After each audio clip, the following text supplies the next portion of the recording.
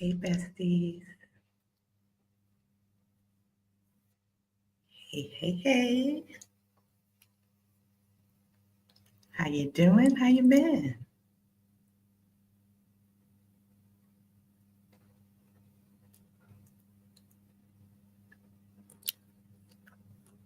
Good evening. Good morning, depending on wherever you are in the world.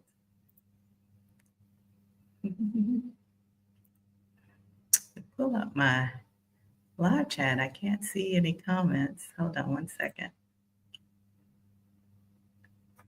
It's so good to be on live with you again. Hey, besties. If you are watching live or the replay, drop some money, babies. Drop some money, babies, in the chat, in the comments. Let me know, where are you in the world and how you feeling? Let me know how you feeling. This is actually my first, it's my first live stream from my new home in Bali.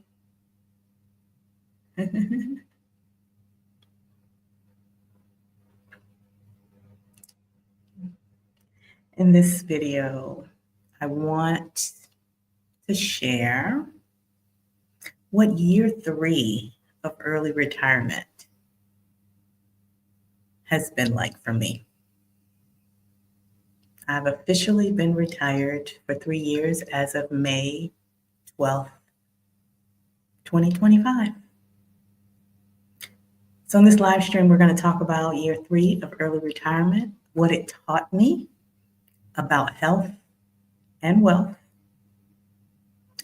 I'll share why I chose to start this next chapter of my life, the beginning of year 4 in Bali, Indonesia. And I also want to talk about your dreams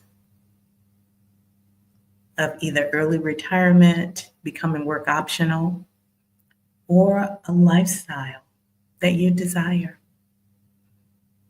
And I'll also share what my life looks like now. I've been in Bali for 2 weeks. I think it's been 2 weeks. And there's so much. There's so much I want to share already. But before we get started, as usual, if this is your first time seeing one of my videos, hey girl, hey. I'm Malika, a breast cancer survivor, a stock market investor, and a money coach. Money is just a tool. I've always said that, but now I really, truly believe it because of my life. As a survivor of breast cancer, I am on a mission to share my testimony and get more Black women investing in the stock market so that money is never a reason for you to stay stuck, for you to suffer in silence, for you to not be able to get the health care and wellness treatment that you need, and for you to miss out on a life that you deserve. Money should never be the reason. So I'm on a mission to get more Black women investing in the stock market so that money is never a reason for you to miss out on the life you deserve. On this channel, we talk about investing to build wealth, to own your time, and more recently, creating a life that feels as good as it looks. So, if that speaks to you, I invite you to subscribe to my channel and join my financial besties and I on the journey to financial freedom or enjoying life on the other side of financial freedom. And if you would like more behind the scenes that I share often with my channel members, I also invite you to tap that join button below and become a channel member. So, welcome, new friends, and welcome, new channel members. Now, let me say hello to my OG besties. Let me know where you are in the world. And I need to see the money babies. I need to see the money babies. Let me scroll up to see who is with me live. Hello, Miss Greta Cobb. How are you? How you doing? How you been? Hello, Miss Venus Kirby. Good evening to you, and thank you for sharing the money babies. I love to see it. Hello, Miss Multifaceted Me. Hello, dear. How you doing? How you been? You're feeling inspired. That's so good. That's so good to hear. I love it because that's my mission. Not only do I want to inspire you, I also want to move your feet into action. Inspiring you is the first step, but I also want you to move and take action so that you can also live the life that you deserve. Miss Greta Cobb, you're in Mexico. Okay. Thank you for sharing the money bags. Love to see it. Hello, Miss Marsha from Arizona. Thank you for sharing the money bags. Good evening, Miss Courtney. How are you? Where are you at, Miss Courtney? Hello, Crystal Newman. Look at the money babies. Yes, I love it, love it, love it. Hello, Miss Brenda. How are you? And hello, the other Greta, Greta Midlife Money Moves. Thank you, thank you. Good evening to you. Hello, Miss Pretty Particular. Is that a new name, a new bestie, or have you been finally catching a live? Oh, so you've been around for a while, but you've never been on live with me. Oh, so good to see you. I'm glad you're here. I usually only go live on Friday nights, but I decided to be spontaneous this week because I felt like doing something a little different and deciding to share instead of waiting until Friday. So I'm glad you're here. Thank you so much for the money bags, Miss Greta. Merida, Mexico. Hello, hello, Shalonda. Financial bestie, channel member, and sister circle member. What's up, girl? So good to see you. Hello, Sissy White. How you doing? How you been? I appreciate seeing the custom money bags from the channel members. Y'all see them in the chat? StreamYard be hating on me, so I can't see them on StreamYard, but I can see them. I can see them in the live chat on YouTube. I just went to my YouTube real quick to make sure I can see them. Courtney, you're in New York. Awesome, awesome. Let's see. Who else did I? Yeah, you see your first name twins. Yes. Freedom and spontaneity goes well together. It sure does. It sure does. And if I miss anybody, I need to change the batteries in my wireless mouse because it's sticking. So I'm not sure if I missed anyone in the live chat. But if I did, charge it to my head and not my heart. Hello to you too. I appreciate you and I'm so glad you're here. But let's get comfy and talk about the freedom that we're building together, this freedom journey that we're on together. And if you hear any background noise from Mother Nature, it's those things that wake me up every morning. I'm in Bali, y'all. This is nature, and we are just visitors. But you might hear some roosters in the background saying good morning to you too. tell you, adjusting to life in Bali requires you to adjust to nature, the beauty, the greenery, the water, the beautiful weather, and all the animals that come in that natural environment. And of course, all the food is fresh and healthy, farm to table. So you're going to see all the animals that we also eat. I love to see it. I love to see it. And it tickles me. It tickles me too. So y'all probably hear that rooster in the background. Don't mind him. He's just saying good morning. But let's talk about what year 3 in retirement feels like, what it looks like. My journey from year 1 to year 2 to year 3. What evolved and how have I changed? First, I have to share why I retired early. Because I retired at 47, 10 years before most of my colleagues typically retire, and 15 years before most Americans typically retire. So before I left my job, y'all, I was burnt out. I was burnt out and tired. My career in the beginning, it was exciting.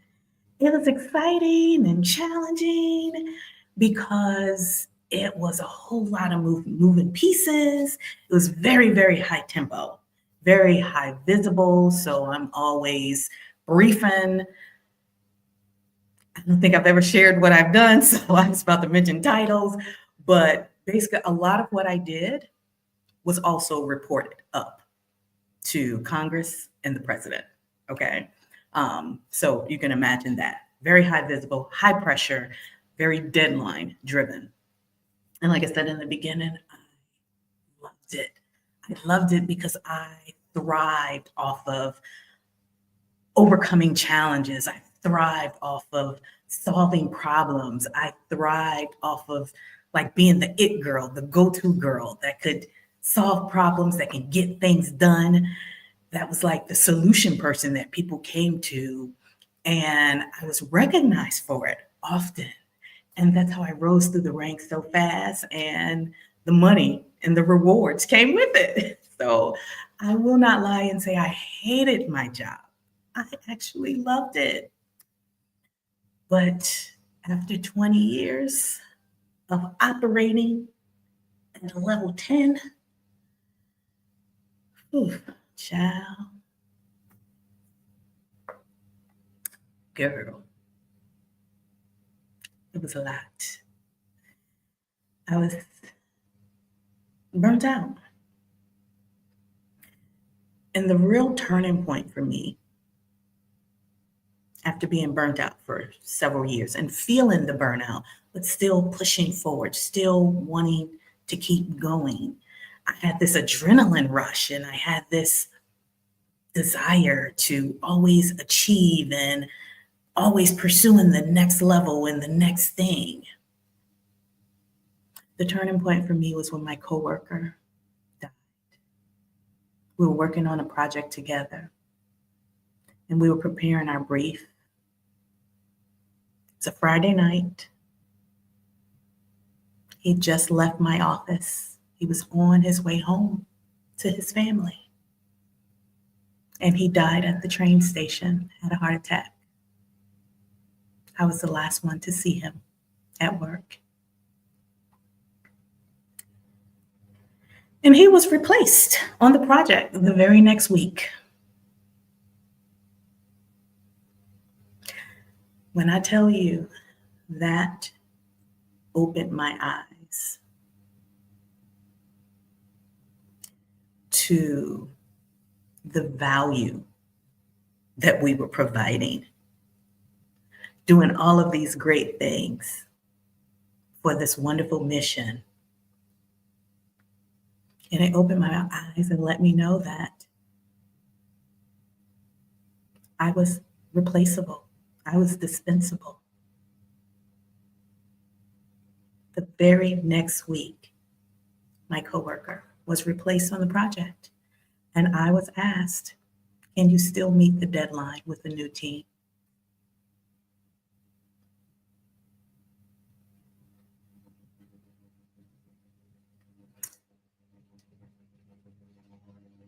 I just reflect on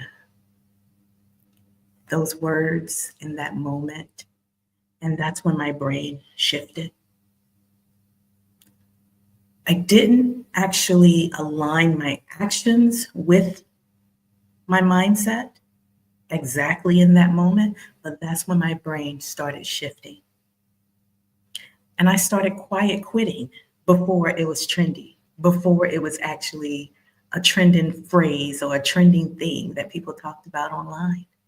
I started pulling back my efforts. I started showing up to work on time instead of early. I started leaving on time instead of staying late. I started saying no. I started declining projects. I started declining meetings. And I started thinking about what was meaningful to me. And fortunately or unfortunately, depending on how you look at it, I know the pandemic created a lot of harm, loss, turmoil, tragedy for a lot of people. But for me, the pandemic created time and space and opportunity to focus on my finances and to start creating my exit plan. And on May 12th, 2022, I walked away. I walked away from a multi six figure salary. I walked away from the promises of lifelong benefits because I walked away 10 years early. I gave it all up.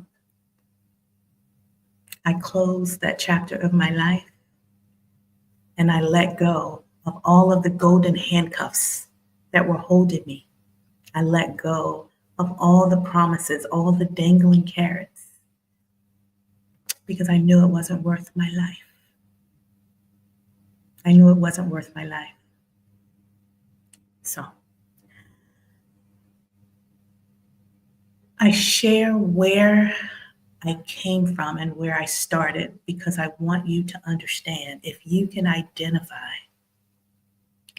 with my experiences at all, the burnout, the giving your all to a job, to an employer, even if you think you enjoy what you do, all that employer cares about is the bottom line, their profit margins, meeting deadlines, satisfying shareholders. You could die tomorrow and you will be replaced next week. I didn't want that to be me. I didn't want to give the best years of my life to an employer and miss out on how good life could get. So on May 12th, I said, I'm out. To the surprise of my boss, to the surprise of leadership, to the surprise of everyone, because they did not expect it at all. But year one of early retirement, I just needed to decompress. I needed to decompress and exhale. And I moved to Merida, Mexico. Hey, Miss Greta, I see you. I moved to Merida, Mexico, mainly because I wanted a slower pace of life. And I wanted to give myself time to figure out what I wanted to do with my life. My identity was caught up in this career that I had built, this successful career that I had built. It was my whole life, all of the friends that I had, was connected to this career that I had built. My lifestyle, the things I did, the things I found joy in, it was all connected to this career that I had built. So I didn't have an identity outside of my career, really. So year one of early retirement was really about decompressing and finding who Malika really was and what Malika really wants out of life, and just exhaling. Now, I'll be honest, in year one, even though I left my job, I still had that work mentality. So, what did I do? I started a business. I started a business at the request of you all that are now my clients or that have been my clients, uh, because I still wanted to do work. I still felt like I needed to be busy. I don't regret starting my business because I have so many wonderful clients. And I love you. I love you all so much. Many of my clients have become like sisters to me. Um, in fact, some of them will be joining me in Bali very soon. But after a few months of decompressing, the business took off and was doing very, very well. And I felt better, but I realized that Merida, Mexico wasn't for me. So I missed my friends in the US, and I went back home and did a whole bunch of stuff that I was just missing from home. When you first move abroad, there's a lot of things that you miss from home. So went back home, reconnected with my friends, my family, went to some concerts to see some of my favorite artists, and just had a good old time. Year two of early retirement was just all travel. Like, I don't know how I did what I did in year two because I traveled lot, a lot, a lot. And I had so much fun doing it. I had so much fun doing it. I was in Central America. I was in Europe. I was in the Middle East. I was in Asia. Girl, I was everywhere. Like everywhere. Year two, it was like I broke out the box and I said, I'm doing all the things, going all the places. In hindsight, when I think about year two, I was living my childhood dreams.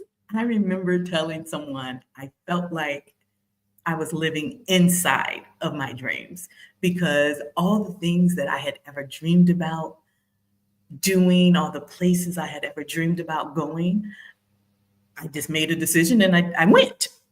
I said, I want to go here. Within a month, maybe a couple of weeks, I was booking a flight and I went there. If I would see something on TV that inspired me and I said, oh, I want to do that, I would book a flight and I would go and do that. Like, I was literally living the dream. I could not believe that was my life. But as always, in hindsight, if I'm being honest, I was exhausted. I was tired. Traveling is fun, but it's exhausting. It's exhausting. By year three of early retirement, year three, it was the year I was turning 50. And it's something about like milestone birthdays that just makes you reflective and just makes you want to reevaluate everything and get back on track. So, because I knew I was turning 50 in year three, I started thinking about my health. I've always been a walker. I walk daily, I walk every morning. I'll share more about that in a minute. But because I wanted to focus on my health, I started going to the gym. I started lifting weights and, child, I started really trying to make a concerted effort to battle this addiction with sugar. When I tell you sugar had a chokehold on me, child, I had to rebuke that thing from the pits of hell. Get it off of me. Your girl was addicted to sugar. So those were my two main priorities in year three. I wanted to build muscle, so I was lifting weights, and I wanted to overcome my sugar addiction. Those were my priorities to improve my health. So I was still traveling also, but I was in the mindset that I was only going to travel to a certain region and I was going to settle down and focus on my health. So while on that trip in this region that I love, while in Malaysia, some of you already know this story, I had a comprehensive wellness exam. I got my body checked from the rooter to the tooter. Everything, everything was checked. My eyes, my ears, my throat, my thyroid, my girls, my stomach, my my heart, my lady parts, everything, everything was checked. Um, Most of my exams came back good. Most of the blood work, the labs came back okay. Some were borderline, which I expected. I was not surprised. Approaching 50 with a sugar addiction, I was not surprised. But I had already shifted my mindset and I was ready to make the lifestyle change. So it didn't concern me at all. But there was one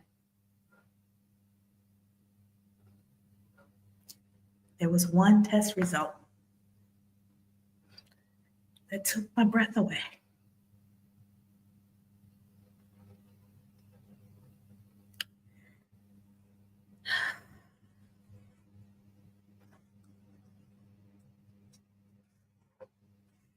The year I finally decided to focus on my health.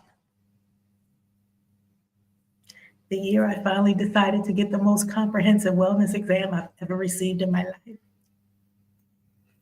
One test result changed my life. I was diagnosed with an aggressive form of breast cancer, and my world came to a complete halt.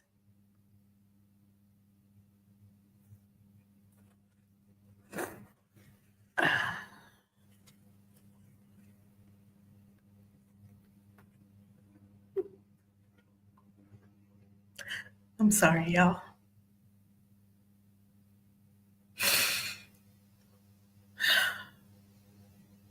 Year three, early retirement.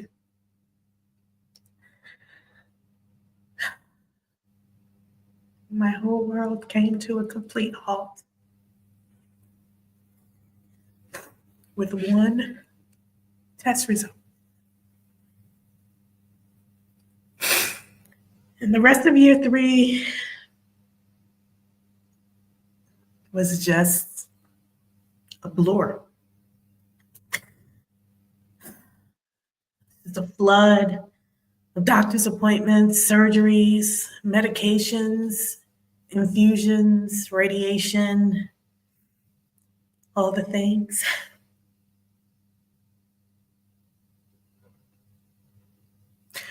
I completed all of my treatment and was declared cancer free in March of this year.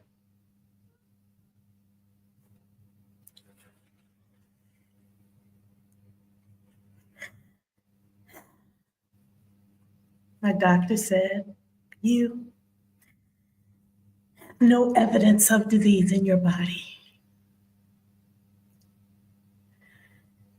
And the flood of tears came back in the same downpour as when I first heard the diagnosis. So hearing that I was cancer free brought on the same emotions.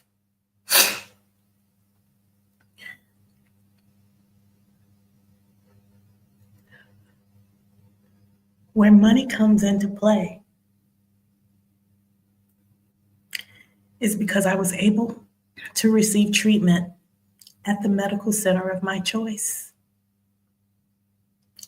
I was able to choose from medical centers around the whole world. And the medical center of my choice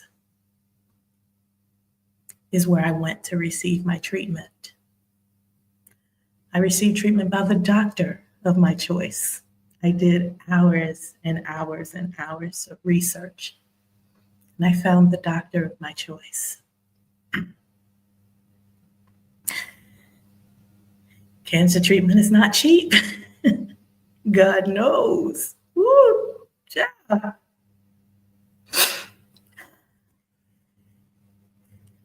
But all of my medical bills are paid in full. I have no medical debt at all.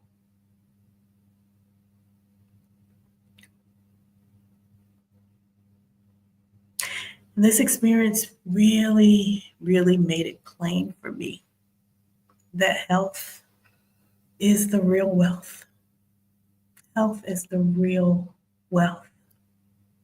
And money is just a tool. Literally, money is just a tool.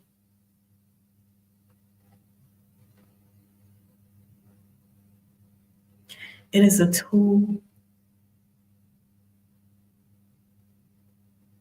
that helps you to make choices, the choices that you want to make, to not be constrained by circumstances.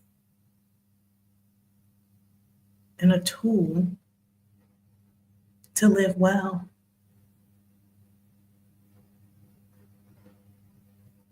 If God allows it.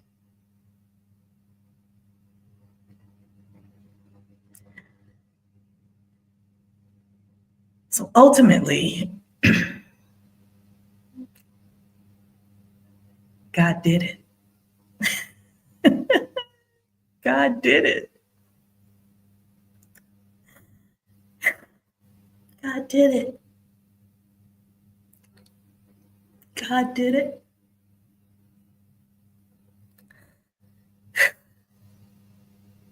As Christians, we all know that Jesus paid the ultimate price for us.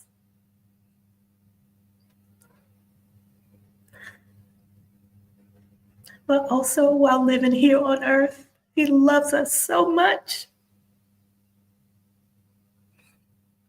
And He pays the price for us in many, many ways.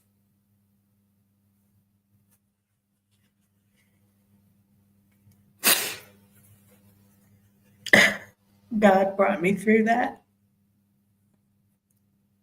And I'm so grateful. And I will use every opportunity I can to share my testimony so that you can see what's possible when you walk with Him.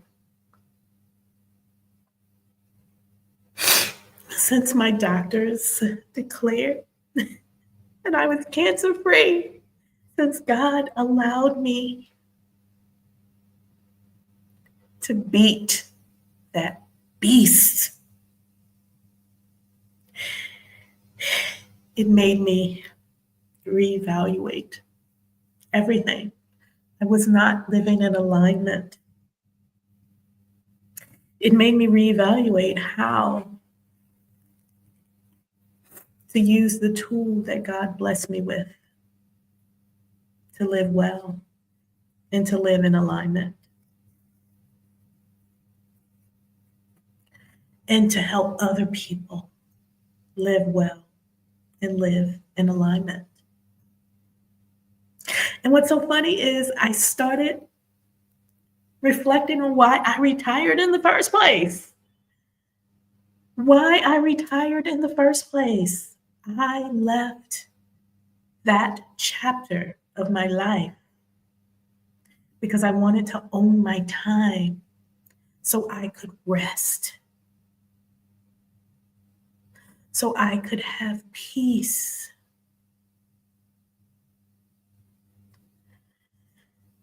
And so I could live a life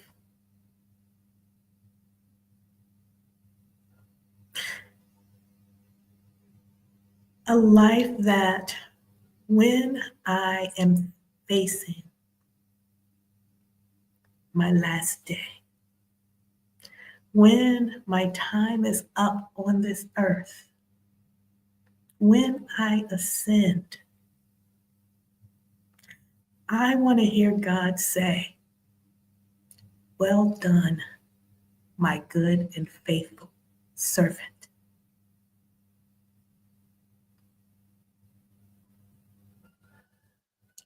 So that is the commitment that I've made, to live my life in alignment. And as of today, I can finally say that I feel aligned with God's will for my life. It only took me 3 years and a life altering medical diagnosis, but I made it. I've finally come full circle and aligned my life with what God was trying to tell me to do 3 years ago. He tapped me on the shoulder and said, "It's time for you to leave this place." And I left and started doing more things that created burnout and exhaustion. It only took me 3 years to finally experience the joys of alignment with my purpose and the joys of early retirement, why I retired early, and living a life that I truly love. I no longer need to dream. It's my life now.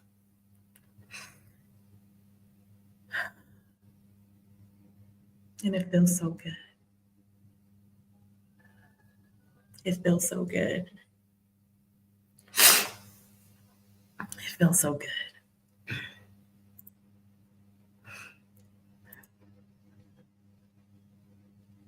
Yes. To God be the glory. Yes. Yes.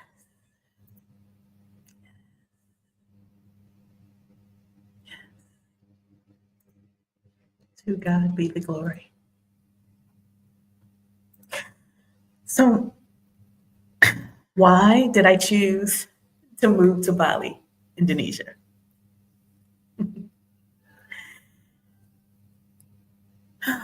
So many reasons.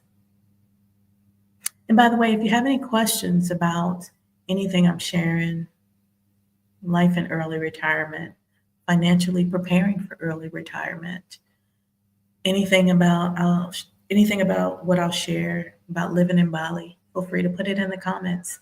After I finish sharing, I will look at the comments and answer all of your questions. We can do some Q&A at the end if that's okay with you. But before all the roosters wake up and before the island wakes up and get loud, I really want to share why I moved here with all of this idiosyncrasies, with all of the nuances of life on an island. Why did I choose Bali, Indonesia?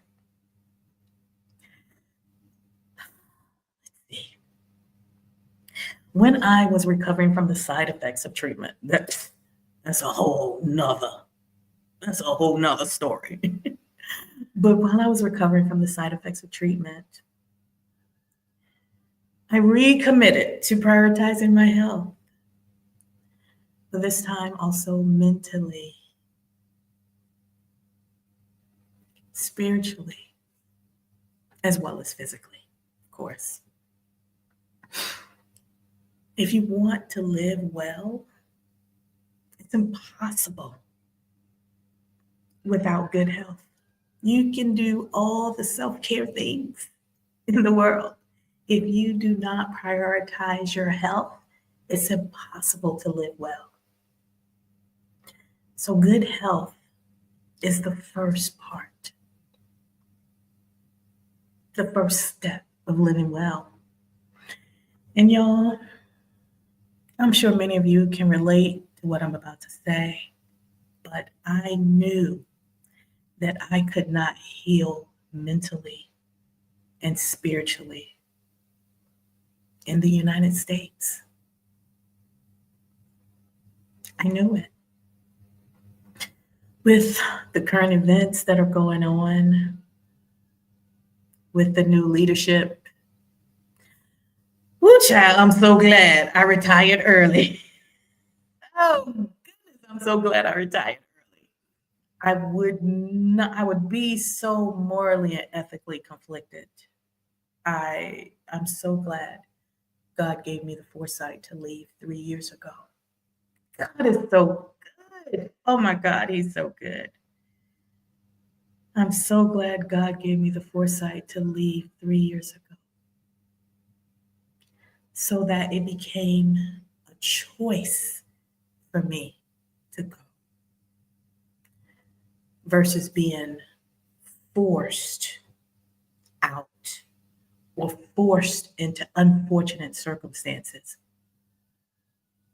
that removed my freedom of choice. Oh, God is so good. He nudged me and said, now. And I'm so glad I listened. But I knew I could not heal in the United States with current events. My central nervous system has been deregulated since November.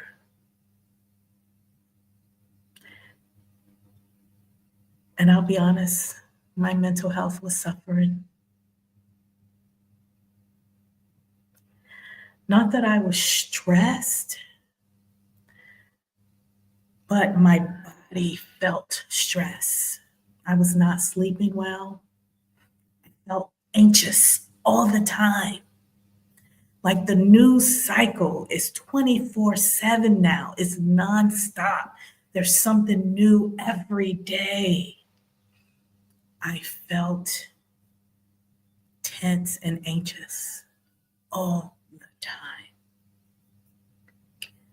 I knew I wanted to be in Southeast Asia because I'd been here before. I'd been here several times, and I remember how relaxed I feel when I'm here.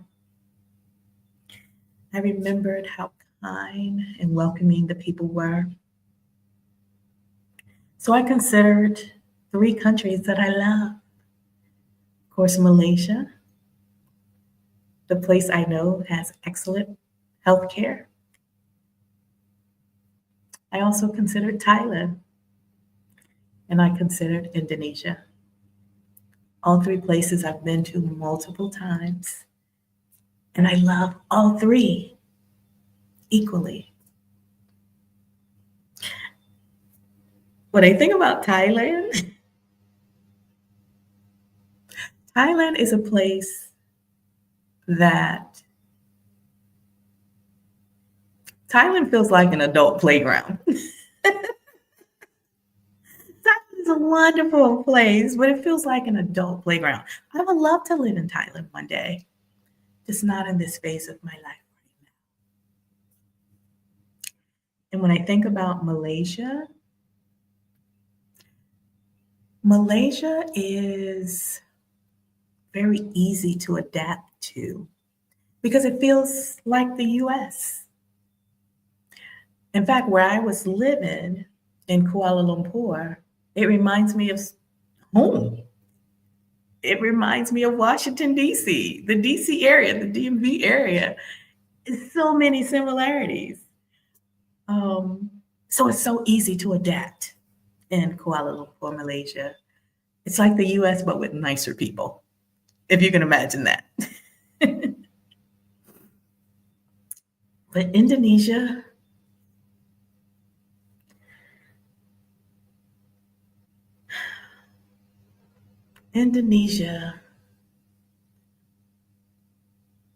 the last time I was here, I remember I cried when I had to leave.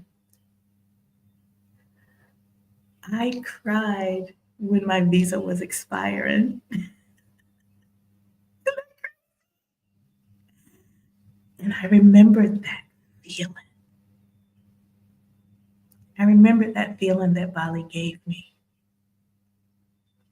Now, Bali is not perfect. It is not a utopia by any means. I'll do more videos in the future sharing my life in Bali, the good and the bad. I promise you, I will be transparent. But Bali is more aligned with what I need in my life right now, if that makes sense. Bali is more aligned with my values and the things that are important to me right now. When I think about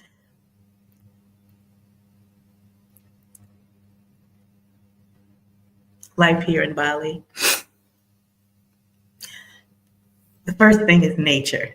Like, Bali is nature.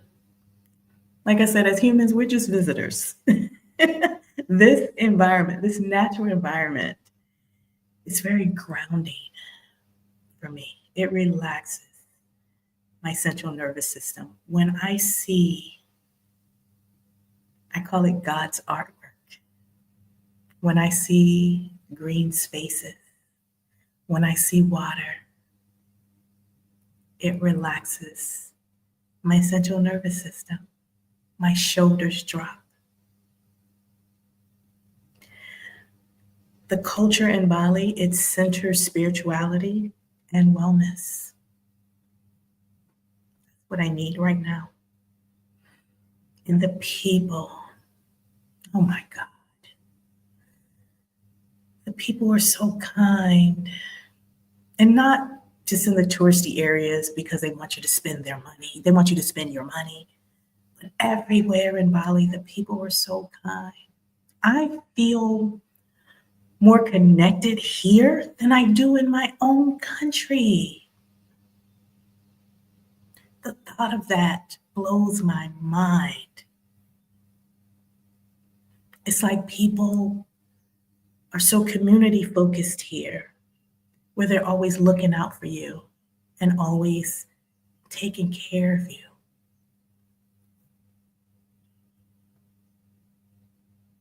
This is what I need in my life right now.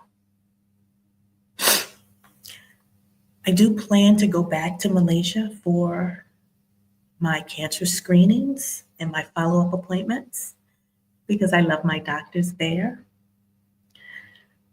I have to do screenings for the first year. I have to do screenings every 3 to 4 months. So I'll go back to Kuala Lumpur for those screenings and those follow-ups. But for now, Bali is home. Can't believe I just said that. For now, Bali is home. At least for the next year. I've mentally committed to stay here for at least 1 year through the ups and the downs, through the good and the bad, because there is no perfect utopia. I will commit to at least 1 year. And then after that, we'll see where God leads me. Because God, whenever He leads me to move my feet, wherever He leads me to go, when I listen, and then there's something that happens, there's something I learn, there's some life changing experience that happens. And when I reflect back on it, I'm like, oh God, I thank you. Oh God, I thank you. So wherever He leads me, I'm going. But for now, He led me back home to Bali, a place where I can rest and heal and feel grounded and feel connected. So I have dubbed this year, living in Bali, as my year of healing.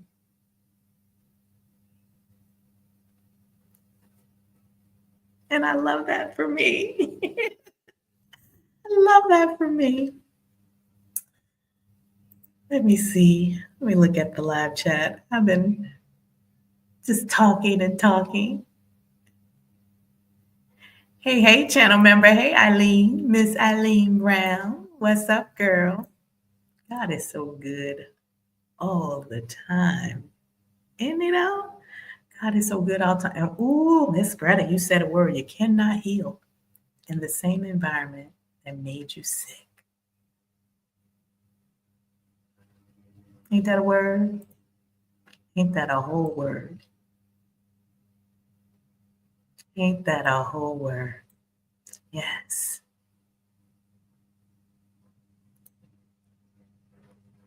Yes. Lisa, you can see the true happiness in your face whenever you speak about Bali and you were at peace when you shared your first trip. Bali stole my heart from the very beginning. And now that I'm back, everything I loved before is still the same. Like, it wasn't just a fluke, or it wasn't just because I was on vacation, or it wasn't just a touristy thing. What I loved is truly ingrained in the culture here. And it's what I need at this time of my life. So I'm so happy. I'm so happy to be back. Thank you, Shalonda. Thank you, thank you, thank you. Let's see. What questions? Y'all put a Q in front of your questions. Oh, thank you, Miss Greta. Put a Q in front of your questions.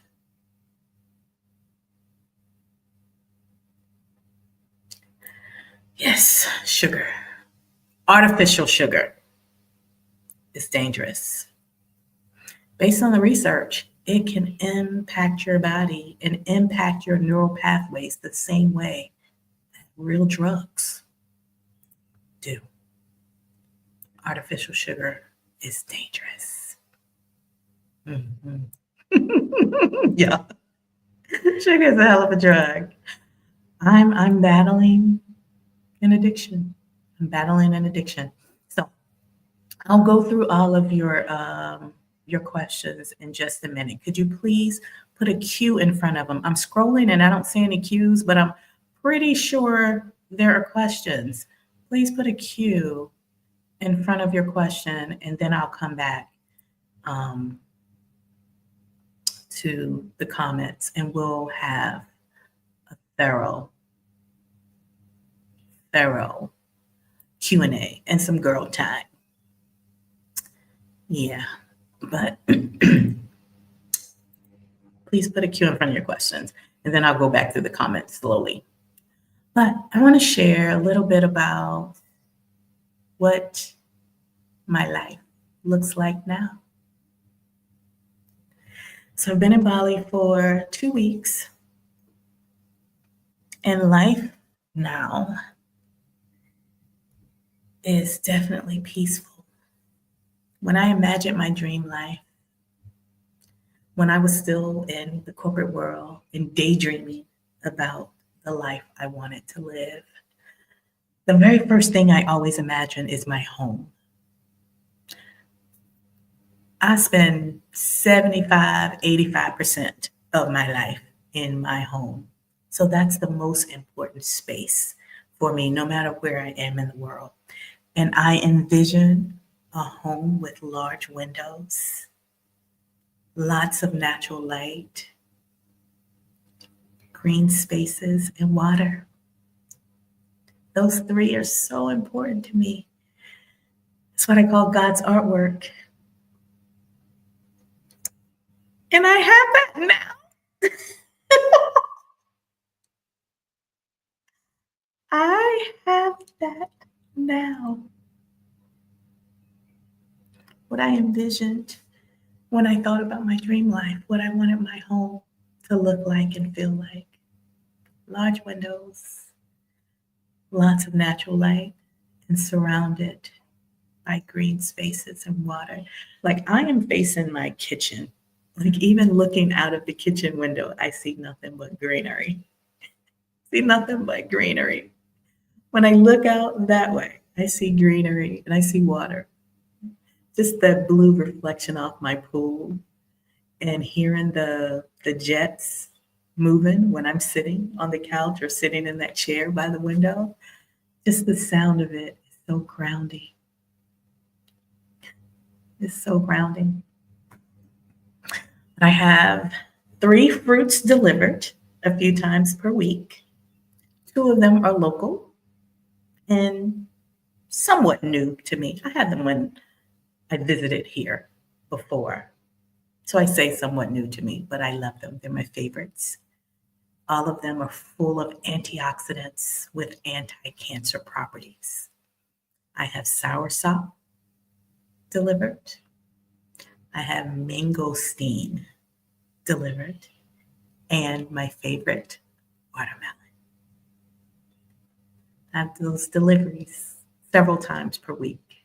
Make sure that I'm consuming good, natural, locally sourced, native to this country fruits with anti-cancer properties. I eat them every day. I also have 3 juices delivered for my gut health. They say your gut is your second heart. So to help improve my gut health,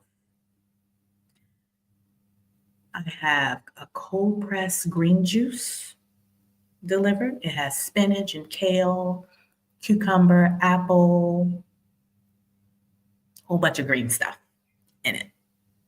I also have a butterfly pea juice. It's a plant here. It's purple, and they make it into a tea or juice. It also has a lot of health benefits and anti-cancer properties. And then I also have a turmeric juice. So those are my 3 favorite juices that I have delivered for my gut health. And I drink those juices. I don't drink the juices every day. I eat the fruit every day, but I don't drink the juices every day. Maybe one of those types of juices a day. But I have them delivered a couple of times per week. And when I say delivered, I mean to the door of my villa. And these juices cost less than $5. All 3 of them delivered less than $5. The fruits, because I have delivery multiple times a week, they measure 1 kilogram. And I'm getting used to the metric system. 1 kilogram is about 2 pounds. So about 2 pounds of each week. And the fruit cost me about $6 delivered. Chef's kiss. At least once a day, every day, I have a serving of locally sourced green leafy vegetables. And so far, my favorite that's native here to Asia is called the moringa leaf. The moringa leaf. I had heard of like moringa powder and moringa supplements, Like in the West, we're always processing stuff and selling it at this outrageous price for profit. And then we're consuming the processed version and thinking we're healthy. Girl, it's all for profit. It's all the capitalist system and all for profit. The moringa leaf is native here to Asia and is considered the most nutrient dense plant on the planet, in the world. It's reported, what's the note I wrote when I was researching um, the moringa leaf? Because I told my Bali sister, she knows all about my experience now. And I told her, what I need, what I was looking for, and things like that. And she's been helping me find all of these things. But the moringa leaf is reported to cure as many as 300 diseases. 300 diseases. And it's like what they call the fastest selling superfood in the West, in the US, and in Europe. They process it into a powder and sell it to you in health food stores. Here in Bali, I eat it, the actual leaf itself. They cook it. They cook it in like a curry. They make it into a soup. They make it like in like any other green vegetables, like you eat collard greens, like you eat in any greens that you cook, you boil them down, and you put flavor and seasoning and stuff in them, and that's how they serve the moringa leaf. And I like it. I've tried some other things that I don't really like, and I'm gonna try them again, and I hope my palate adjusts to them. But I'm not trying to force myself to eat anything that I don't particularly care for. But the moringa leaf, I happen to like. So I eat at least a serving of moringa every single day. Yep. In addition to my nutrition, I have someone clean my house. I have someone clean my pool. I have someone prepare my food if I don't order out. I have someone do my laundry. I don't spend time doing anything that I don't enjoy. Nothing. Manual labor is not what I signed up for in this life. And if I could pay someone else to do it, I will. I take a walk, my wealth walk. Y'all are familiar with my wealth walk. I take a wealth walk to the beach every morning. I didn't today because I'm here with y'all. Look at the sacrifices I make for you. Because 7 p.m. in the US on the East Coast is 7 a.m. here. So I was not about to get up early this morning to take a walk, to get back and shower and go live. So I'll take my walk after I finish with my live stream. But I take a walk to the beach every morning. And while I'm watching the waves, I pray. I feel so connected when I'm in nature. And this is a surfer town, so there's surfers out there riding the waves. So it's entertaining also. But I'll share a video of my faith walk to the beach and where I go to pray every morning. I also have found a amazing masseuse that has some magical hands. So because of the surgery that I had some sentinel nodes removed from my lymphatic system that had to be tested for cancer. And because those lymph nodes were removed, I had to make sure that I don't develop lymphedema. So the first thing that I found in terms of my physical health here was a place that was known for its lymphatic drainage massages. So every week, I get a lymphatic drainage massage to help my body reduce the inflammation, to get rid of toxins, because that's what your lymphatic system does. It helps your body to release toxins. And when you have lymph nodes removed, your body needs help to manually release the toxins. So I get a lymphatic massage every week. The first time I went to her, I was skeptical, but I was open minded. I was getting lymphatic massages that were only like a fraction of what they do here. I was getting them done at the cancer center by the physical therapist, but she was only focused on like the surgical area of my body. This lymphatic massage is full body from head to toe. Your lymphatic system is throughout your entire body. And what she told me is the lymphatic system, it connects to all of the folds in your body, like where the system connects to release the toxins is everywhere you have a fold in your body, in your neck, in your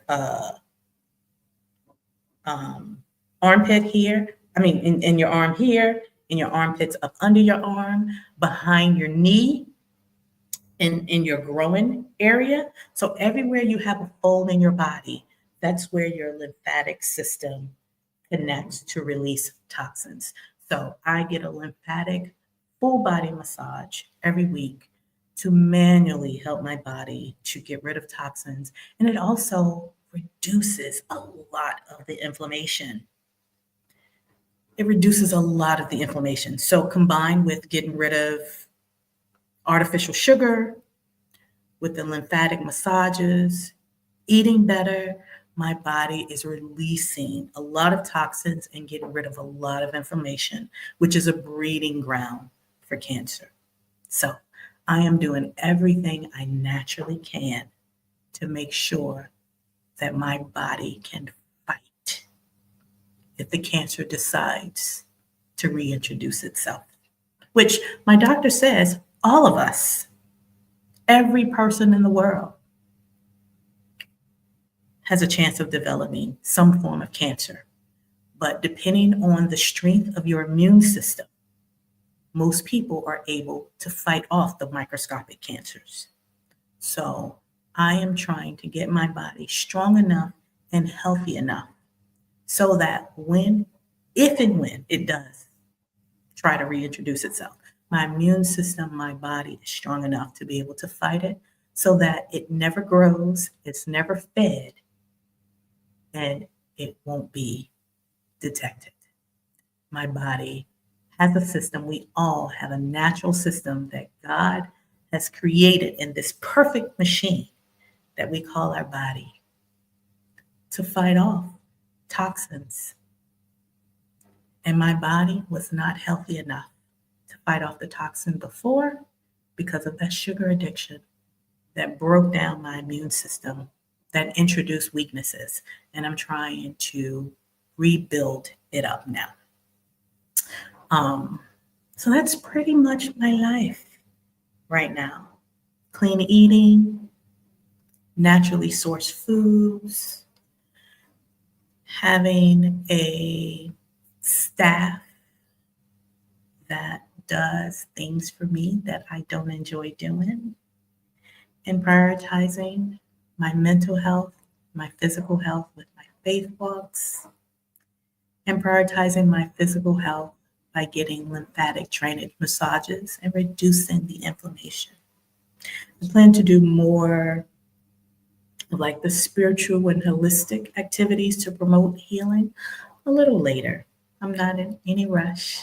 I'm here for a whole year, but for 2 weeks, for the first 2 weeks, this is what I've done so far. And already I feel so good. I feel so good. My life, it feels aligned. It feels balanced. I feel peaceful. Definitely feel peaceful. And I'm so, so grateful for God's grace. I'm so grateful for God's grace. because he allowed me to be here and to experience this. And he allowed me to be here to share with you what he can do, what God can do. Mm, mm, mm, mm. It's amazing. So let me look at the comments now. See what questions you have for me. See what questions you have for me. The very first comment. When I get there in August, no more deliveries. I'm picking it up myself. Make sure there's a motorbike for me. This is my Uncle Braxton. Y'all saw him in the video that I posted 2 weeks ago. My uncle does not like food deliveries. When I'm at his house, I'll order food and I'll tell him I ordered food. He said, "Where you get it from? I'm going to go pick it up." He does not like food deliveries. So funny, Uncle Braxton. And yes, I will make sure there's a motorbike for you. Motorbikes here are very affordable. They're the primary means of transportation. If you want to ride in a car, it might take you a whole hour to go 15 minutes.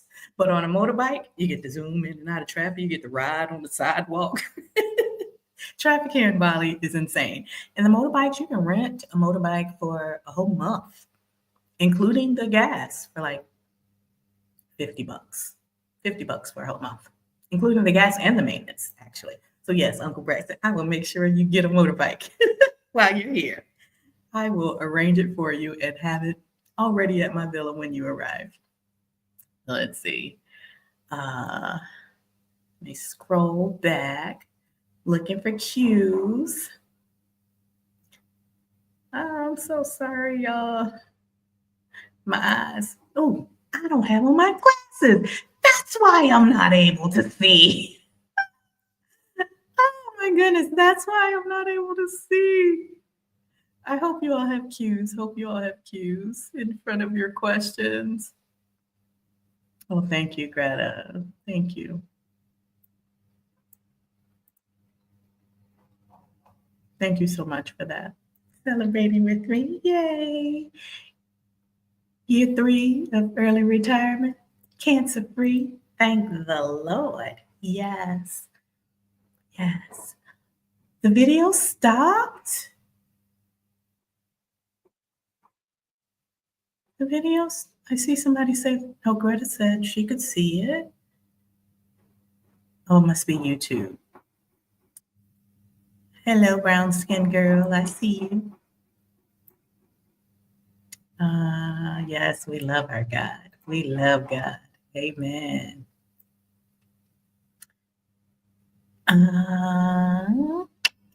Looking for cues, looking for cues.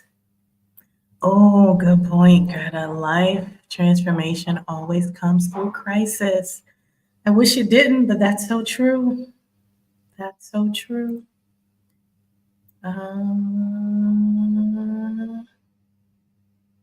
Okay, I see a cue. Finally. Woo! I'm struggling. Y'all ain't got my glasses on, so y'all help me out. Put some cues in front of your questions. What is the best way to plan for moving abroad? I am starting the process of doing the pensionado for Panama because I know that I cannot afford to live in the US anymore.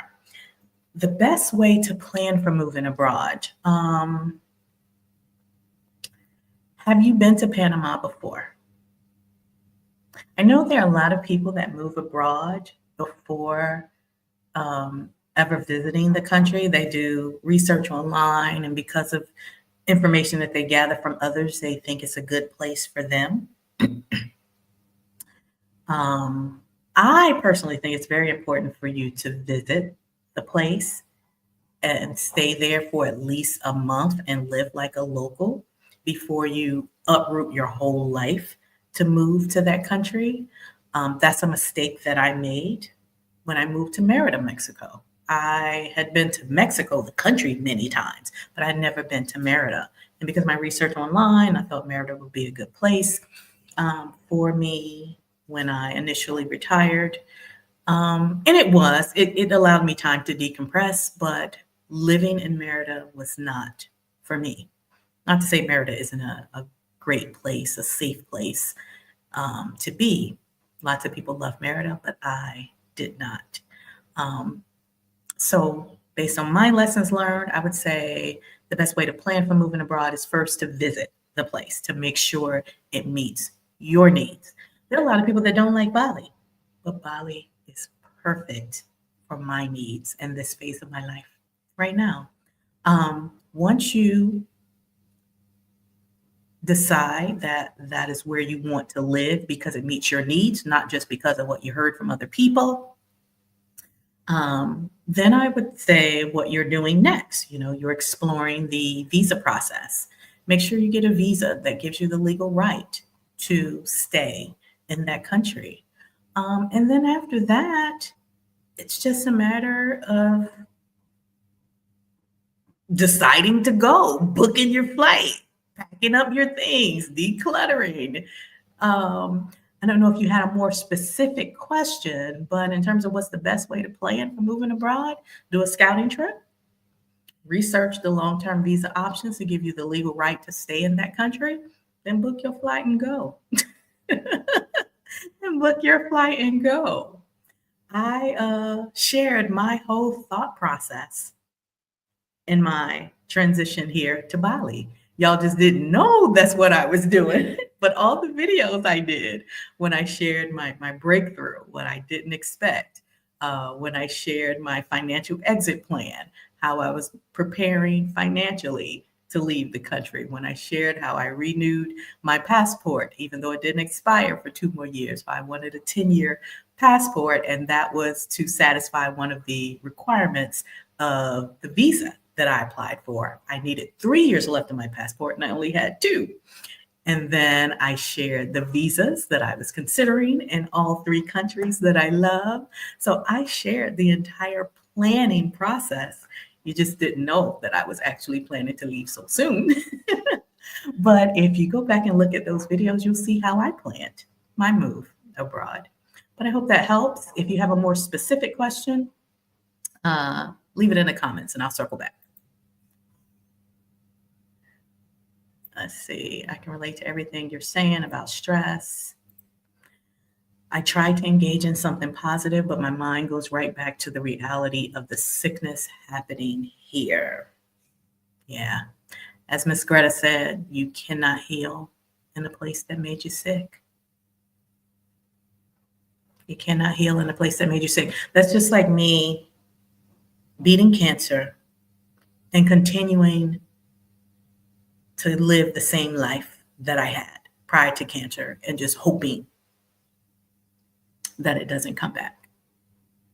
Continuing the same habits, continuing eating the same way that I was eating after taking my body through all of the trauma of the treatment, the chemotherapy, the radiation, the surgery. And then when it's all said and done, go right back to the same habits. You can't heal in the same environment and doing the same things. It made you sick. It's time to go. It's time to go.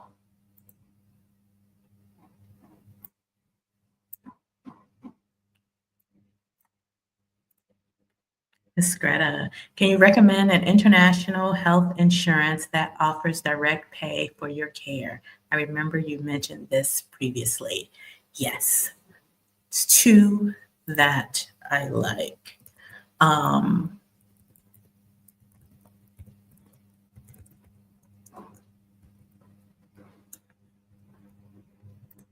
It's not cheap, but it's worth it. The first one I like is Cigna Healthcare. They have a network globally. And when you call them, you can talk to a broker to answer all of the questions that you may have. And you can tell them what country you're planning to move to and what city you're planning to live in. And they will look up the international hospitals in that city to let you know if they are part of their network. And all of the medical facilities that are part of their network globally, they do direct pay. Direct pay, for those that may be watching and don't understand, a lot of countries, unlike the US, they will not treat you until you pay. They want their money up front. Ain't no you get treatment, you go home and we bill you later. No, if you ain't got no money, you're not getting health care. They want their money up front. So a lot of countries and a lot of health insurance plans, you have to pay up front and then file a claim later. Cigna, me drop the link. Cigna Global does direct pay for medical facilities that are in their network. So you don't have to worry about paying up front. They will pay directly. The other international health insurance company that I like, I won't say I recommend it because I don't have experience in terms of filing the claim, experience in the customer service, the ease of the processing. I don't have that experience yet, but I like them based on my research, based on talking to these representatives on the phone and getting my questions answered. But the second one is Geo Blue. Geo Blue. It is the international arm of Blue Cross Blue Shield. Again, these insurance companies, they are not competitively priced like some of the more popular ones that digital nomads use. I know digital nomad health insurance. I know a lot of digital nomads use Safety Wing. I think Safety Wing is like a popular one now, and seem to be very affordable. I don't know how comprehensive it is though, but Safety Wing is a really popular one in the digital nomad space for people that, travel and hop around different countries and they want to have access to health insurance as well as the travel insurance. Safety Wing is another popular one that is affordable if you're looking for affordability. But in terms of comprehensive treatment, Geo Blue and the Cigna Global are the two that I like based on my research and my findings. Again, they're on the pricier end, but based on my phase of life and my needs, more comprehensive is better for me, and I would rather pay for the peace of mind. Of course, if you have pre-existing conditions, they will be excluded. Most insurance companies do not cover pre-existing conditions. If they do, there's usually a waiting period. Like you have to be with them for 1 year or 2 or 3 years, or depending on what your condition is, you have to have had no complications for a certain period of time before they will cover you for that pre-existing condition. But a lot of countries abroad, once you become a permanent resident, you can also qualify for their local health insurance.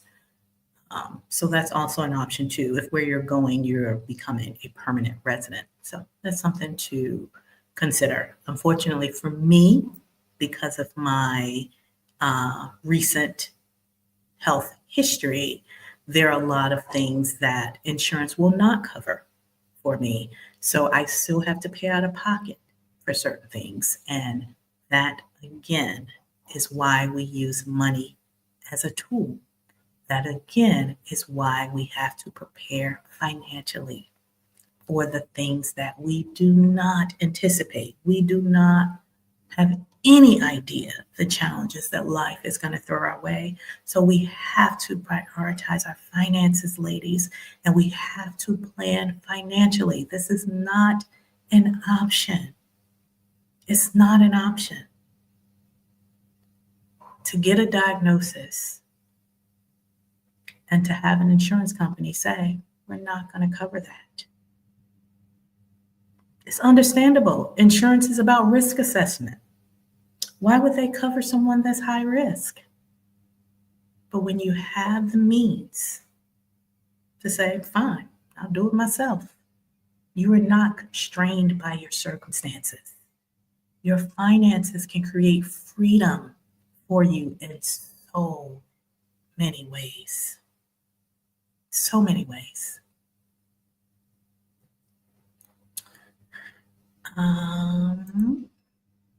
So happy for you. How did you let go of the fear of life abroad not working out in one way or the other? Because I knew that life at home was already not working out. I knew that life in my home country was already unsafe for me. I feared for what life would look like for me in my own home country in the next 6 months, in the next year, in the next 3 years, more than I feared what could happen abroad. In my home country, they don't love people that look like me. In my home country, they would rather see me hanging from a tree. There is nothing about life abroad that I fear more than that. The very leader of my home country has basically told people that look like me, we don't care about you.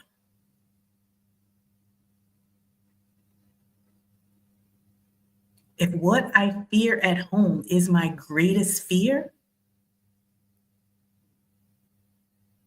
there's nothing abroad that can be worse. So that's first thing. The second thing is, I didn't just blindly choose to live in another country. I visited first. So anytime you go into something, experience something for the first time, what you're really fearing is the unknown.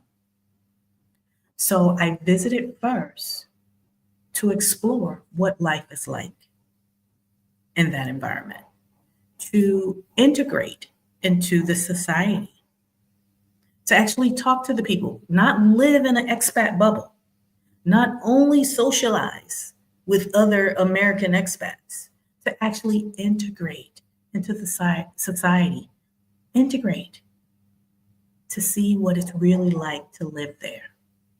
Research not only the cost of living, where to live and housing, research the government. Research the local policies.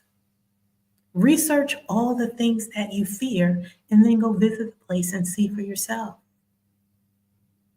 And when you visit a place, there are some countries where you're like, this ain't for me.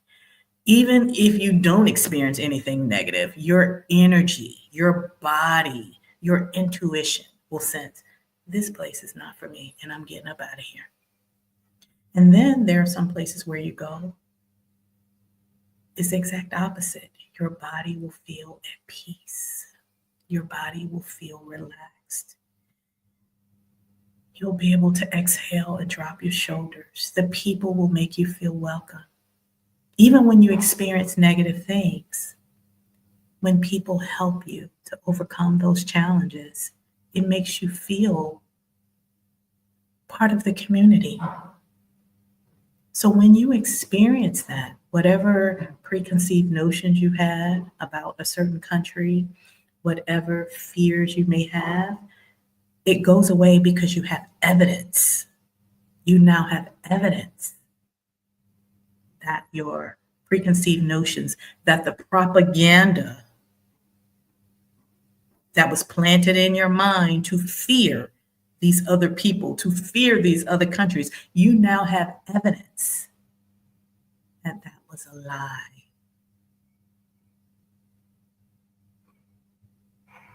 And lastly, as I mentioned several times, there's no place that's a utopia. No place on earth is a utopia. So I do not move abroad expecting everything to be perfect, expecting everything to work out. That's not life. Nothing is perfect, even at home. It's not life. So I expect to have challenges. The past 2 weeks, I've had challenges adjusting. The first week, I didn't sleep at all. I could not sleep to save my life because I wasn't adjusted to this time zone here. Everything is flipped. I also had to adjust my digestive system. The things I was eating was new to me. My body was like, what is this?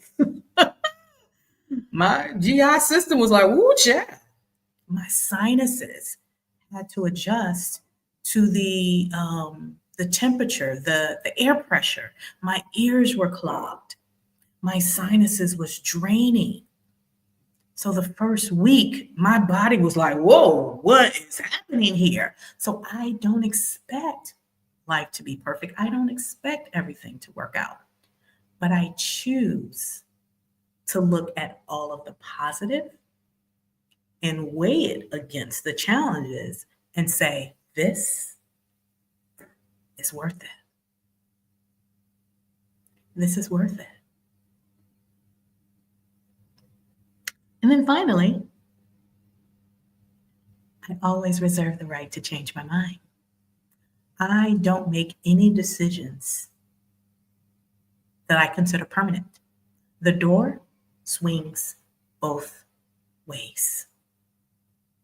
If in a year something happens, God forbid, whatever that is, if within this year something happens that make me say, I no longer like Bali, guess what? It's okay, because I can leave.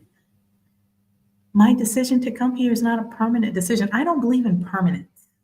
And I think that's something I learned from the Buddhist monks when I learned how to meditate when I was in Thailand. I don't believe in permanence. Everything changes. Life is evolving. As humans, we evolve. So I can love it today and not love it tomorrow. A decision that you make doesn't have to be permanent. It's just a decision you're making with the information that's available to you right now. Make that decision, get all of the joy out of that decision. And then if something doesn't work out or if something changes, then make another decision. Always reserve the right to change your mind. Nothing has to be permanent. Okay. Let's see.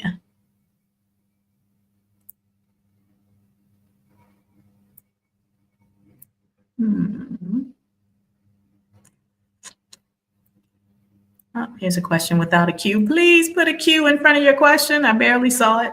Y'all know I got my glasses on. I can't see. May I ask, were there American doctors in Malaysia or just Malaysian doctors? It's Malaysia. Why would there be American doctors in Malaysia? Malaysia has Malaysian doctors. Indonesia has Indonesian doctors. I think the question you may want to ask, better question is, where were these doctors trained? That's the more important question. Where were these doctors trained? In Southeast Asia, in most international hospitals, where most foreigners go for treatment, the doctors are usually trained in the West, whether in Europe or the United States. The doctors are multilingual, speak very fluent English, so there's no broken communication. The doctors that work in international hospitals where foreigners go for healthcare are usually Western trained and speak fluent English. My doctor in Malaysia that performed my surgery, when I first scheduled the appointment after I got the diagnosis and was referred to her, she wasn't available. And she wasn't available for a while. I'm like, why? She was in the United States at some type of conference. I was annoyed. But yes, the doctors that work at the international hospitals are Western trained and speak fluent English. I don't know if I would want an American doctor. American doctors have been indoctrinated into the American healthcare system. All of my doctors in the United States are brown. You know what I mean? Most of my doctors that I've had have been from India, have been from Pakistan, have been um, from China. All of my doctors in the US usually weren't from America, even in the US. So I wouldn't be looking for an American doctor. What I would be looking for in a doctor is their training and their experience, and can we communicate without any confusion? Because when it comes to your healthcare, I don't want nothing to be misinterpreted. I want to make sure I understand everything you're saying. Hey, Miss Anita. That's my friend right there. Aligning with the spiritual and nature is in the air in Bali. It's one thing you noticed immediately. A very telling contrast to what is in the air in the US, especially now. Amen. Amen. Yeah. Let's see. Question. Hey, Miss Dina. It's a new name. Welcome, friend. The question on 454 about health insurance. I'm moving to Bali. Hey, July 16th, international insurance that will pay out right away. 454. I'm not sure what you're referring to, but in terms of international insurance that do direct pay, I just answered that question that Miss Greta posed. If you missed that, then go back and watch the replay. But if you have a different question, if you could reword it for me, I'll circle back to you.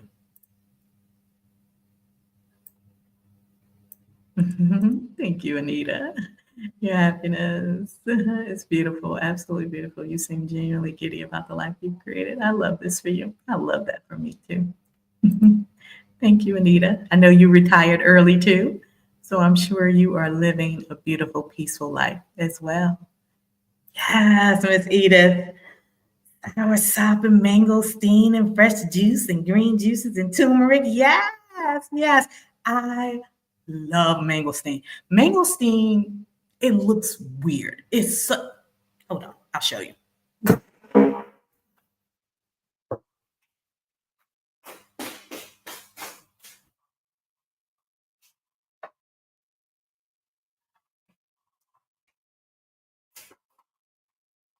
Mangosteen is such a weird looking fruit. Like looking at it, it's not something that's very appealing. This is a mangosteen. It looks all disformed and discolored, and it just looks not very appetizing. This is my favorite fruit. Oh my goodness, it's so good. Let me see if I could open it while I'm here on. I don't have any utensils. I'll see if I can open it while I'm on live. Look at that. The flesh on the inside tastes so good. It tastes so good. So all this ugly outer shell, that it's so good to me. It's white and fleshy, and it tastes like, I told my uncle and my brother last night, it tastes like It's very sweet. This is it kind of looks like a little tangerine flesh. It's sweet and it's tangy. And it tastes like an apple and an orange had a baby. Mm. Y'all, I love me some mangosteen. Mangosteen is very high in antioxidants. It is higher. So good. It has more antioxidants than blueberries, than berries. And any fruit that's high in antioxidants have those antioxidants have anti-cancer properties. So good. Let's do it closer. Can you see that? It's so ugly on the outside, and it's so good on the inside. Mm. Mm. I love mangosteen. And this big old shell, you only get a little bit of flesh. So it's teasing. I eat about, I ain't gonna lie, I eat about probably 3 of these a day. Hold on, y'all. And now I'm making a mess. I gotta clean this up. So I don't attract no ants. I eat the seeds and everything. Hold on. Hold on.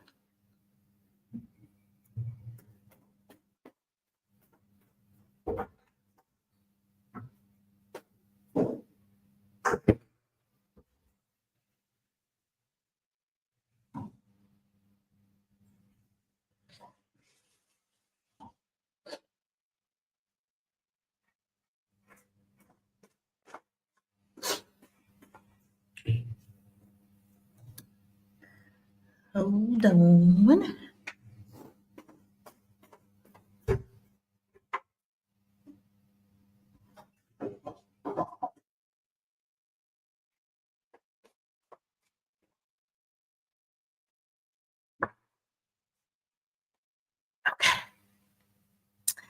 That's back. Yes. It's one of my favorite fruits. And the sour sop is also known to have anti-cancer properties.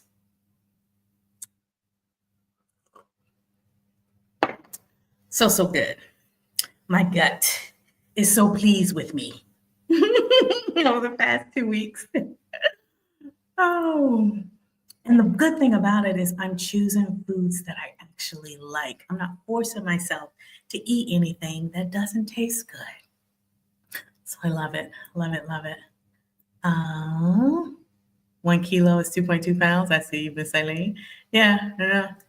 Forget about 2 pounds of each, delivered a couple of times a week. You know about moringa as a fragrance? Yes, and Europe has they've commercialized the moringa. They broke it down, processed it, and turned it into a perfume. I know there's a popular fragrance brand out of Paris that uses the moringa. I don't know if the leaf uncooked is naturally fragrant.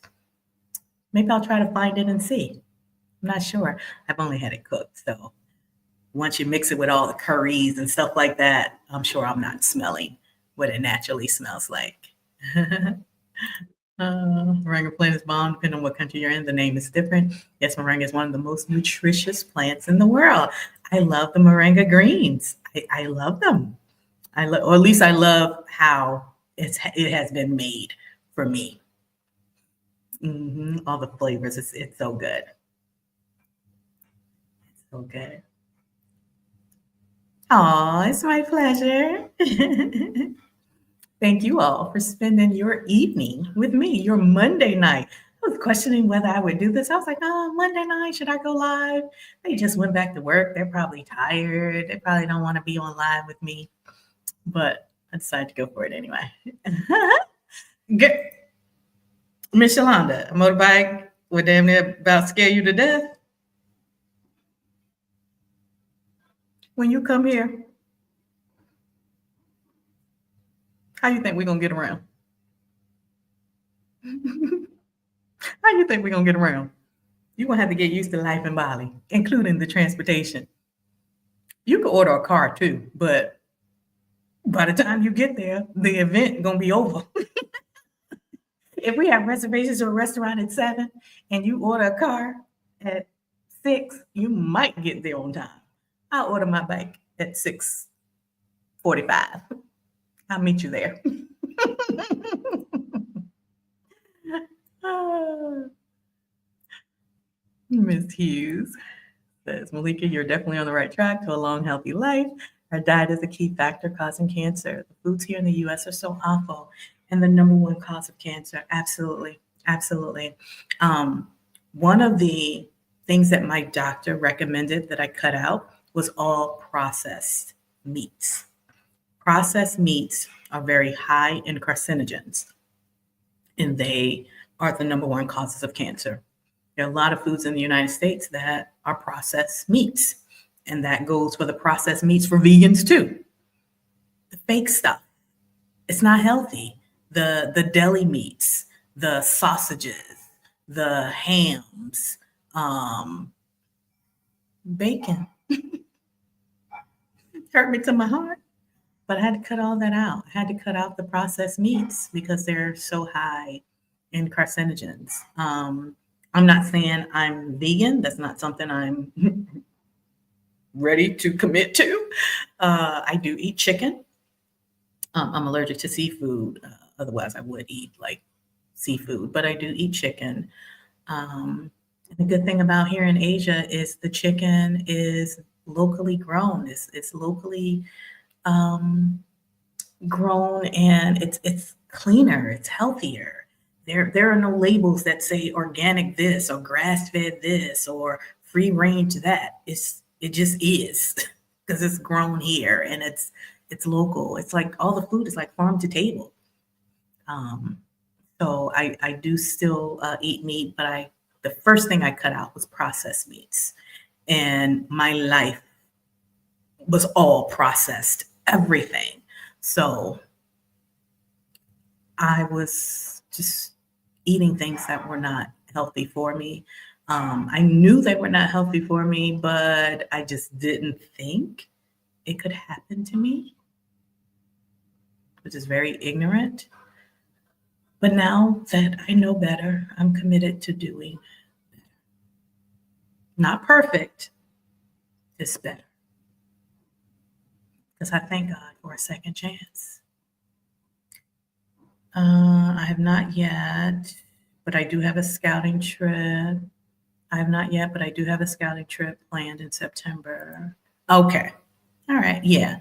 So that's your first step of planning to move abroad. Do a scouting trip first to make sure that's what you want to do, where you want to live. Venus says Safety Wing has an age limit. Interesting. Yeah, I think most insurance companies have an age limit. I think after the age of 70, most insurance companies have an age limit though. Um, let's see. Not discounting the quality of the doctors. I'm looking for cues. I don't see any cues. Uh, so glad to see you. Happy and relaxed. Oh, hey, financial bestie. I have some more members only videos that I'll be sharing soon. I'll share like exactly where I am, where I go to pray and meditate. Um, got some behind the scene videos for you all coming. Thank you for your support. Yes, fresh fruit is the best water. Yes, and that reminds me of a negative to Bali. So in Bali, the tap water is not safe. So I only use the tap water to wash my body. I do not use the tap water to brush my teeth. I do not use the tap water to clean my fresh fruits and vegetables. I don't use it to cook with. I don't use the tap water for anything except to bathe in. The tap water has sediment in it. Like if you put it in a pot of water and boil it, you'll see all the stuff rising to the top and all the stuff on the side of the pot. Um, I have heard that the tap water has E. coli in it. Heard a whole lot of different things. You ain't got to tell me twice, honey. All I know is the tap water here ain't safe, and I don't put anything that's going in my mouth. I don't use the tap water for anything. So I have this big, I don't know how big it is, maybe 5 gallon jug of water that's delivered whenever I need it. I could send a message on WhatsApp right now and say, hey, I need more water. I'll have water delivered to me in probably 30 minutes. I've had 2 jugs delivered since I've been here. So far, I've gone through 2 jugs.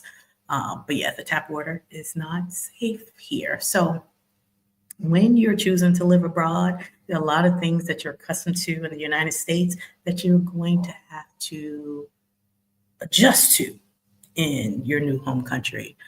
In the US, I didn't drink tap water then either, but I did use it to cook with and make things with, boil things with, and wash my vegetables. But here, I don't use it for anything food related. So there are a lot of adjustments that need to be made. A lot of things you give up, but also a lot of things that you gain. I don't see any more cues in the comments, but I do want to say if you have watched this video all the way through and you're listening to me and you're seeing the joy on my face and you're thinking, wow, that's the life I want too. You can have it. You can have it. And you don't have to wait until you're 65 or whatever the traditional retirement age is in the US. You don't have to wait until you're retired.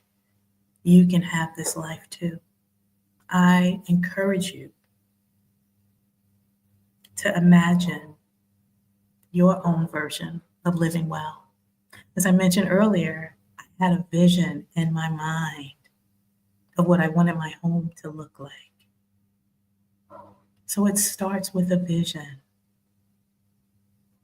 I want you to imagine your own version of living well now, not at 65, not after you've overcome a major health challenge.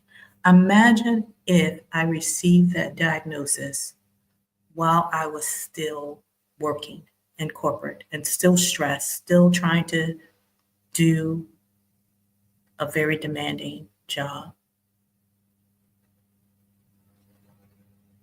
You don't have to wait until XYZ. You can live the version that you're imagining of a good life right now if you plan for it. So I want you to think about, what does that look like to you? What does it feel like to you? Because I think it's important to have a life that feels as good as it looks. Sometimes we get so caught up in the look of things, especially with social media. We see somebody online and we think, oh, they're living a great life because they've shown you a snapshot, a snippet, a curated version of what they're living, but they never share how they truly feel. In year 2 of retirement, when I was doing all the travels and doing all the things, my life looked wonderful. It looked amazing. It was fun. And it was because I was living my childhood dreams, but I was exhausted. So I want you to imagine what your own version of living well looks like and feels like. How does that feel to you? Are you in the US? Or are you living abroad? Where? Where are you living? Do you still work? Do you own your own business? Or do you invest like I do for passive income? What's your vision of freedom? If you don't mind, could you share it with me in the live chat? And if you're watching a replay, share it with me in the comments. I'd love to hear what freedom looks like for you. Let me see. Share with me. What does freedom look like for you?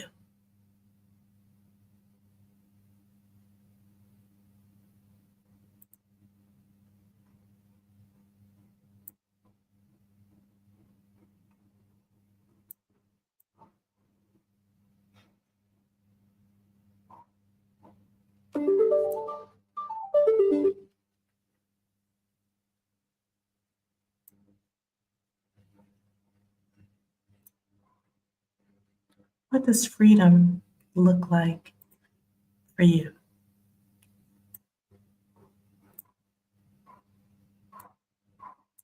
Whatever you're imagining, I want you to know that it's possible.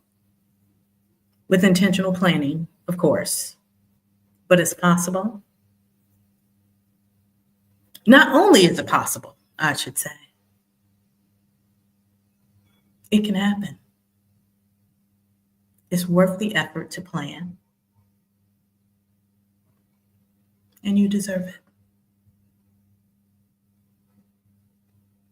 There's nothing special about me. There's nothing that I have that you can't have. The only thing I did was plan financially and trust God. That's it. There's nothing that I've done that you can't do. In terms of planning financially, if you want to start investing and building a portfolio to support the lifestyle you desire, of course, I can help you with that. I'd love to support you. I invite you to join us in my signature coaching program, Invest with Ease. I'd love to support you create the life that you desire. Money is just a tool. Money is just a tool. But investing creates the money, the passive income, so that you can live well. All that I've shared about the last 3 years of my life, I wasn't working. I wasn't working. I live off of my investments. I'm able to make the decisions that I make because of my investments. I'm able to pay for the home where I choose to live. I'm able to pay for the housekeeper. I'm able to pay for the pool cleaner. I'm able to pay for the good food, the fruits, the juices, the healthy, nutritional vegetables. I'm able to pay for the weekly spa treatment because of my investments. I have no desire to work for anyone ever again. I have no desire to do anything that feels like work. The business that I created, I have shut down a lot of things I used to do. And now the only thing that I'm 100% committed to in terms of business is my community and Invest with Ease. Coaching my sisters to realize their dreams and the lifestyle that they desire, and using the money that you work for to make it possible so you don't have to work anymore. Let me see your vision. My vision is not working, but investing to sustain the life I envision for myself, a life of rest and relaxation. Eileen said the ability to travel and not worry about my finances. Mhm. Picky Girl says, hey, Adelia, freedom is controlling how I spend my time and whom I spend it with. That last part.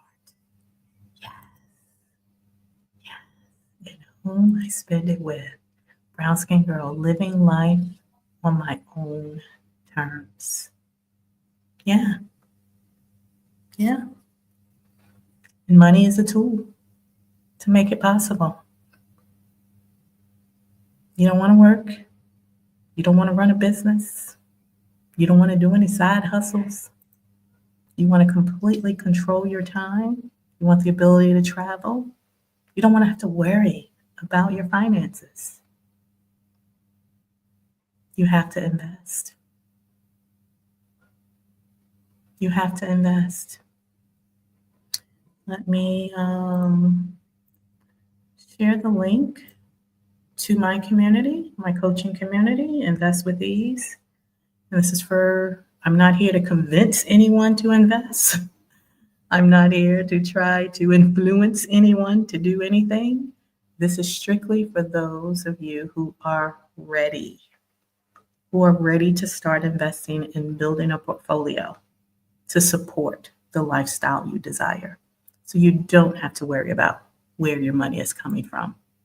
So you don't have to worry about spending your time doing anything you don't enjoy. Here's the link. Invest with Ease. Put the link in the live chat. It's also in the description of this video. And I'll put it on the screen here as well. It's an open invitation for any woman who is ready to start planning financially to design the life you love. So if you have any more questions about early retirement, you don't have to wait till you're 65. Retirement is not an age. Retirement is not an age. It's a number. You can retire yourself. So if you have any questions about early retirement, about investing, about the Invest with Ease program, my coaching community, if there are any ladies in the program that want to share the experience of being coached by me, feel free to drop that in the comments. If you have any questions about life in Bali so far, I've only been here for 2 weeks. I've visited before, and this is home now. So if you have any more questions for me, drop them in the live chat. If you're watching a replay, leave your question in the comments, and I'll come back to answer those too. Let me know what questions you have for me. I'll answer some more questions. This has been such a beautiful conversation. I thank you for spending this time with me. Let me see.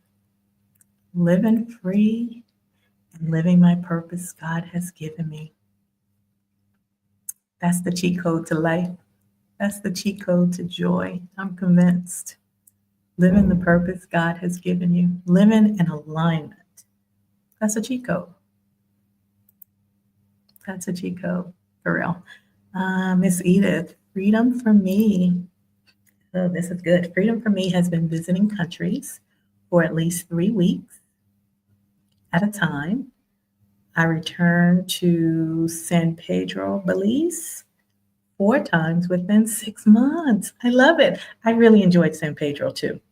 I thought that was a place until I visited Sarah, Asia, Vietnam, Da Nang, and Hoi An. Okay, so you love Vietnam. Awesome.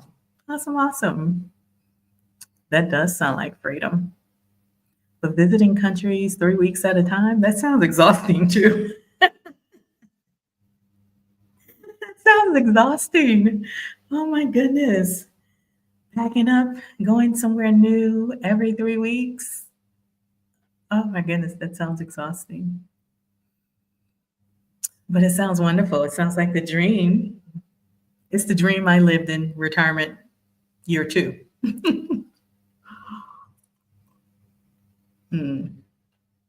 Yo, I'm drinking, which one is this? I think this is soursop. Had them juice the soursop for me. I don't know if you can see that. Well, not juice, it's like a smoothie. So I start my morning off with some anti-cancer fighting nutrition. Soursop used to be banned in the United States at one time. I was reading an article that said the FDA banned soursop because of the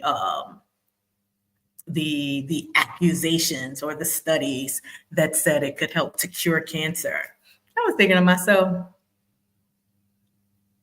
they just don't want the world to know that there are natural cures out there, that we can heal our own bodies.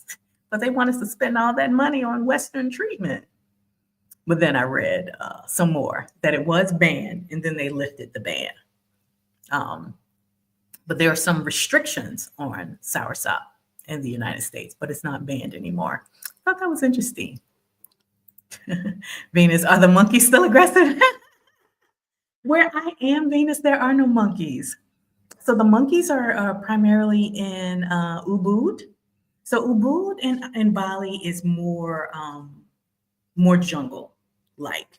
It's surrounded by even more nature, if you can imagine that. And there's a tourist attraction called Monkey Forest where the habitat is like prime for them. So there are monkeys like everywhere. I'm not in Ubud. I love Ubud though. My Bali sister lives in Ubud, but I'm not in Ubud. So there are no monkeys where I am. There are other wildlife. Like yesterday, I walked out, I was going to get in the pool, and I saw a little baby gecko, baby iguana. I don't know what it is. It was a little baby one. Scared the mess out of me. And I know they're harmless, and I know they eat the ants and the spiders and all that kind of stuff. I don't want any green creepy crawlies around me. So I'm still adjusting to coexisting with the wildlife. Although there are no monkeys, there are other things that creeps me out. But I sent a text through WhatsApp. They came and got it in like 5 minutes. They came and got it in 5 minutes. They let it free outside of my compound. But no monkeys here, but still living amongst the wildlife. I'm going to learn how to coexist with them eventually because I'm a visitor in their home. I choose to live in their home. But no monkeys where I live. Eileen said the road to 100K is a great introduction to investing, and Malika is a great teacher. Thank you, Eileen. Very thorough and easy to understand. Yeah, your road to 100K is my course, my investing course. I'll put that in the chat. That is for beginners. It's a great course that will get you started investing. Oh, just got a message from the housekeeper. Wants to know when I want her to come. Just popped up on my WhatsApp.